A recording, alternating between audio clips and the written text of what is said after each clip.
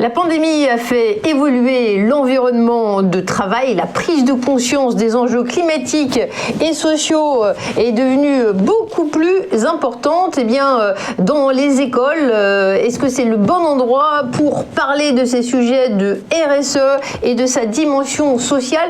Tout porte à le croire quand on parle du groupe InSeQ. Nous sommes avec Mathias Emmerich, le président exécutif du groupe InSeQ. Mathias Emmerich, bonjour. Bonjour. Alors, c'est vrai que l'InSeQ, c'est un acteur majeur du paysage éducatif français. Je citerai 100 000 alumni, 6 incubateurs, ce sont juste quelques chiffres. Qu'est-ce qui différencie InSeQ des autres institutions d'éducation supérieure, en fait? Écoutez, nous, on est un groupe entièrement privé. Il y en a quelques-uns en France. Et la différence entre un groupe entièrement privé et un groupe public d'éducation, c'est qu'on est évidemment financé entièrement par les élèves, d'une part, et d'autre part par les entreprises et les pouvoirs publics lorsqu'on prend des élèves en apprentissage. Ce qui veut dire que chaque année, on doit repartir et convaincre les élèves de nous rejoindre et qu'ils reconnaissent la valeur que nous leur apportons. Ce qui nous oblige évidemment à faire en sorte de nous adapter de manière extrêmement rapide pour faire en sorte que chaque année, cette conquête de nouveaux élèves et donc de nouveaux financements se passe dans des bonnes conditions. Alors, quel est le cœur de votre mission? Parce que vous avez plusieurs écoles, des milliers d'élèves, vous faites beaucoup de choses. Si on se résume, quelles sont vos missions? Nous, c'est simple, on est une institution d'enseignement, donc on essaye d'enseigner des choses aux gens, on fait de la formation, mais on fait de la formation de manière un petit peu différente, je pense, que l'enseignement supérieur classique. L'enseignement supérieur classique, il est très organisé par filières académiques traditionnelles, qui étaient d'ailleurs plutôt alignées sur les différents corps professoraux, qui eux-mêmes cherchaient à se reproduire à travers ces filières.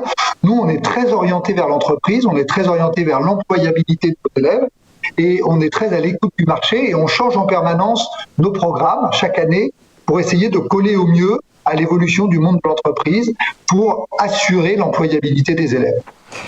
Alors, en quoi la diversité est constitutive de votre recrutement? Alors, d'abord, on est un groupe un peu particulier, contrairement à d'autres, c'est que nous, on a différents types d'écoles. On en est très, très heureux, très fiers. On a des écoles de commerce, on a une école d'ingénieurs, on a des écoles de création, une école de communication et de publicité, on a une école de sciences politiques. Et cette diversité nous caractérise et elle fait qu'on a des gens d'origine diverses intellectuellement qui nous rejoignent. Ensuite, on a des publics divers parce que nos élèves peuvent sortir de classes préparatoires, ils peuvent sortir du baccalauréat, ils peuvent sortir de BTS. Certains ont fait 2 ou 3 années ou 4 années d'études à la fac. Et puis, certains ont fait l'enseignement général et certains ont fait l'enseignement technique. Tout ça, c'est une grande diversité qu'on aime bien. Et puis, on a aussi beaucoup d'élèves en alternance. Et ces élèves en alternance, ils ne payent pas leurs études. Et donc, ça nous permet là aussi d'accueillir, contrairement à l'idée qu'on peut avoir des études payantes, des élèves qui sont issus de divers milieux sociaux. Alors, il y a une grande partie de vos écoles situées en bas de la Tour Eiffel. Il y en a qui rêvent d'être si bien situés. Et puis, effectivement, les étudiants étrangers, quand ils disent qu'ils vont travailler à Paris, dans d'autres groupes, ils se retrouvent à la périphérie. Vous, c'est pas le cas. Pourquoi avoir choisi précisément de positionner vos campus dans les cœurs de ville?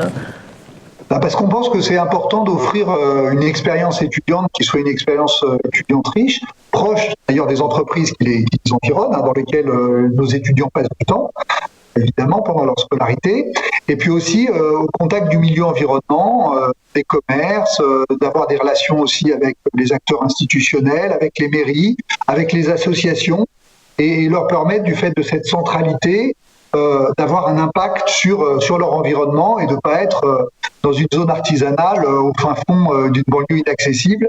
Ça fait partie de notre proposition de valeur et des choses auxquelles on croit. Alors, c'est vrai qu'on entend que de plus en plus de jeunes sont en quête de sens. Pourquoi et comment vous sensibilisez vos élèves à ces enjeux de développement durable au sens large? Alors d'abord, c'est pas très difficile, parce qu'ils pensent tous que c'est essentiel, et ça c'est une très bonne chose. Et c'est vrai qu'ils sont tous en quête de sens et de valeur, beaucoup plus que ne l'était probablement notre génération. Pour une raison simple, c'est que la réalité, effectivement, c'est que la situation de la planète est tendue, pour pas dire critique. Et donc nous, ce qu'on doit essayer de faire, c'est de leur apporter à la fois des connaissances, des informations, mais des informations qui soient qualitatives et qui leur permettent de faire en sorte que chez nous, ils partent avec un bagage qui leur permettra dans leur vie professionnelle de se préoccuper pour de vrai des conséquences à moyen et long terme de leur action et pas uniquement des conséquences à court terme pour leur entreprise, des décisions qu'ils vont prendre. Et on y croit vraiment. Alors, vous avez créé il y a peu de temps un conseil sur les thématiques académiques et la responsabilité, présidé par Christine Albanel, ancienne ministre de la Culture notamment. Pourquoi cette initiative ? Alors, cette initiative, parce qu'on a pensé qu'on ne pouvait pas créer un conseil académique qui soit déconnecté des questions de responsabilité.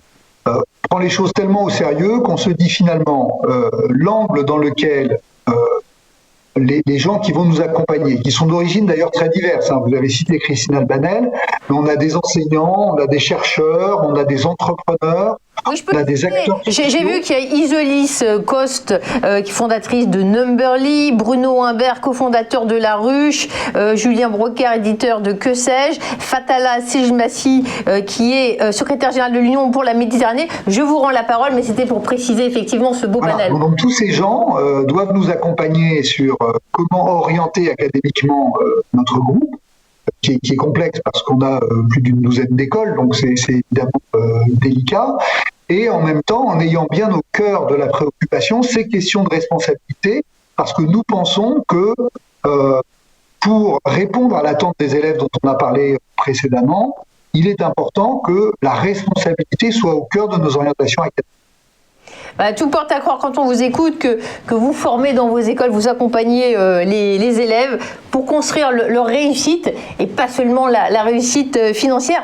Merci Mathias Emmerich d'avoir été avec nous. Vous êtes donc le président exécutif du groupe INSIEQ parce que on le voit, ils forment des managers conscients de leurs responsabilités dans la société en termes de développement durable.